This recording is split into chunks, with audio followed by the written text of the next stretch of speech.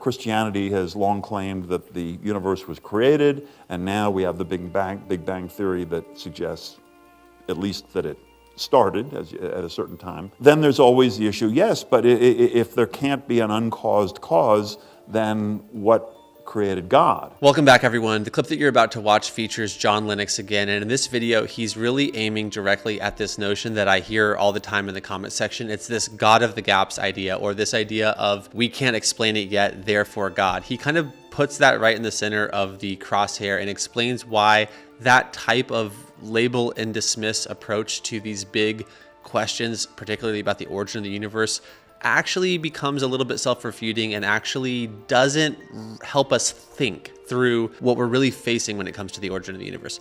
With that being said, let's dive in. So I don't know that that's whether that's a challenge or a suggestion or a help, but it's a wonderful challenge. But I'd be interested in your response to it. Yes, I love this particular thing, and I've had to think about it a great deal because, of course, it's absolutely obvious that replacing one mystery by another is not always a helpful way forward. Sometimes it might be. Yeah, well, if it's a more sensible mystery. Let's unpack this because there are 3 or 4 questions, which is why I wrote them down, because with my dying brains, I can't remember everything. But let's come to that first question, which has interested me because it's become a great focus recently. Both in North America and Britain and in Europe. Everybody's talking about it. I thought I'd left it behind in Russia.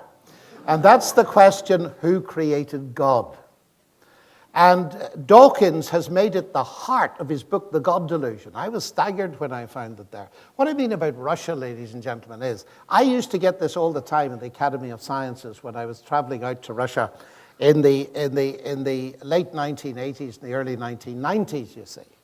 That it was almost the first question. If you believe that God created the universe, then logically you've got to ask the question, who created God? And then you have to ask, who created the God that created the God that created the God that created the God that created God? And so on ad infinitum. And that was the end of God, of course. And that's exactly what Dawkins says in The God Delusion. Well, let's analyze it for a moment. Who created God? If you ask that question, it shows you've immediately categorized God as created. So you're talking about a created God. Now you imagine if Richard Dawkins had written a book called The Created God's Delusion. I don't think many people would have bought it. Because I don't need him to tell me that created gods are a delusion. We usually call them idols, incidentally. But you see, this question... This question is extremely interesting because it's an illustration of a question that already rules out the explanation that's most likely to be true. Because the Christian claim is that God wasn't created. So if God was uncreated, in the beginning was the Word, and I'm coming to your 3-in-1 now, and I'm bringing it in obliquely. In the beginning was the Word was with God, and the Word was God. He already was. So the central Christian claim is, and in Judaism and Islam, of course, equally, is that God is eternal. So the question, by definition, doesn't even apply to him. And that's immensely important. The only way you can get anything out of it then in the negative sense is to assume that everything is in the category of the created, but that's just begging the original question. And the Greeks were interested in it, and that's why John's Gospel starts with those words. In the beginning, the Word already was, and then it says, all things came to be through him. The Greeks were interested in the question of 2 categories, the things that came to be, the created things, and the things that already were. And the question resolves down to this: is there a thing or a being that never came to be? And that is the Christian claim, and he's called God. But there's a little codicil to this, you see. Richard Dawkins, and I had a debate with him on this very topic in Oxford, and I said to him, Richard, You say that who created God is a legitimate question. I don't think it is. But let me assume now that it is. You believe that the universe created you. So I beg leave now to ask you, using your own question, who created your creator? I'm waiting still for the answer. I was talking to about 1,000 scientists, and a man came up to me afterwards, a physicist, and he said, that was very interesting, all that talk about God, but he said, do you know, I detect you're a Christian. And I said, you're... Very astute gentleman. Yeah. Well, that's what I said. I said, you're pretty sharp. And he said, come off it, he said. Now look, as a Christian, you're obliged to believe that God is a triunity, that Jesus was God and man. And he said, now, come on, you're a mathematician at Oxford. This is absurd. Can you explain it to me? Well, I said, can I ask you a question first? He said, sure. So I said, tell me, what is consciousness? And he thought for a second, and then he said, I don't know. I said, that's okay, let me try an easier one. What is energy? Well, he said, I'm a physicist, I can measure energy, I could use it. I said, you know, that's not my question. What is it? He said, I don't know.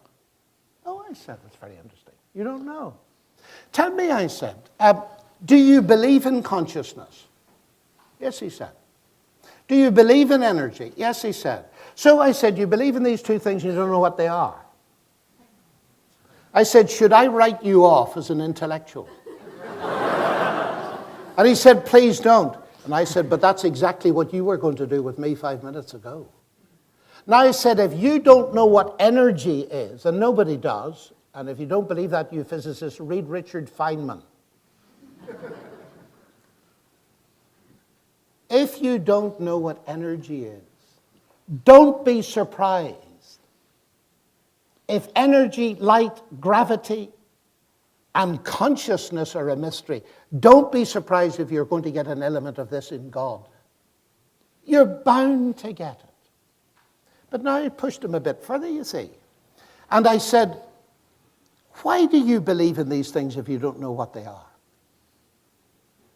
And that was a bit difficult. So being a kind chap, I tried to help him out.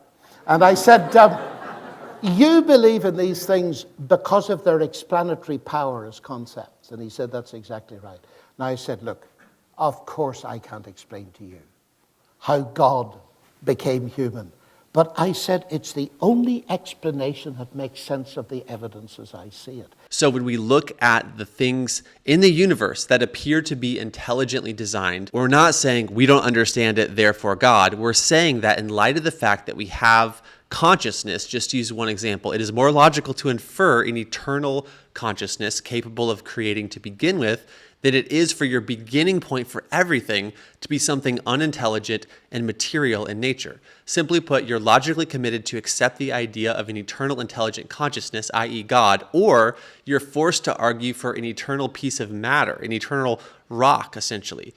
It really does become that clear and that absurd as you think about this position. But let me quote now G.K. Chesterton, who puts this idea even more cleverly than I just did. And this is what he says. It is absurd to complain that it is unthinkable for an admittedly unthinkable God to make everything out of nothing and then pretend that it is more thinkable that nothing should turn itself into everything. And that really does sum it up right there very succinctly. If you need to rewind that, go ahead and do so. With that being said, I hope you guys enjoyed this video. Obviously, this is not exhaustive. This is still just a clip, a snippet, a few thoughts to ponder and consider. With that being said, I appreciate everyone who does tune into these videos to ponder very such things. With that being said, I'll see you guys in the next video. Thanks a lot. Bye.